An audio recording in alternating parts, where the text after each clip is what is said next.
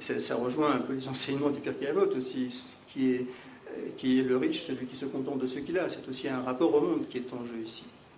Et puis, la troisième direction de sens, celle que Frankl qualifie de direction fondée sur les valeurs d'attitude, est extrêmement importante.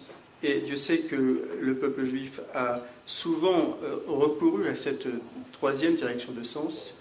C'est celle qui consiste, à défaut de pouvoir transformer une situation, de transformer à tout au moins le rapport que nous entretenons avec cette situation.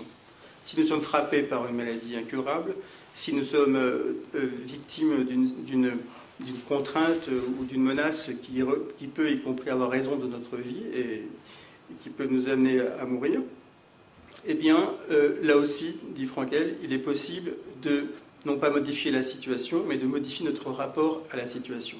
Autrement dit, l'être humain, en vertu de sa liberté radicale, est toujours en mesure de conférer un sens à ce qu'il vit, aux situations qu'il vit.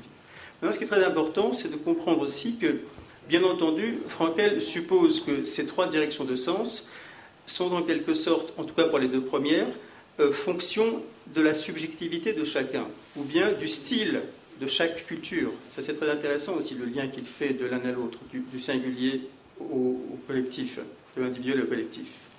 La troisième direction de sens est, disons, plus occasionnelle.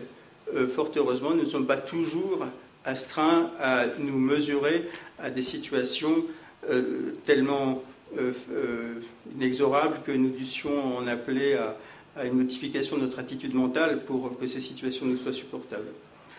Ce que dit Frankl également, c'est que ces trois directions de sens ne sont pas exclusives les unes des autres.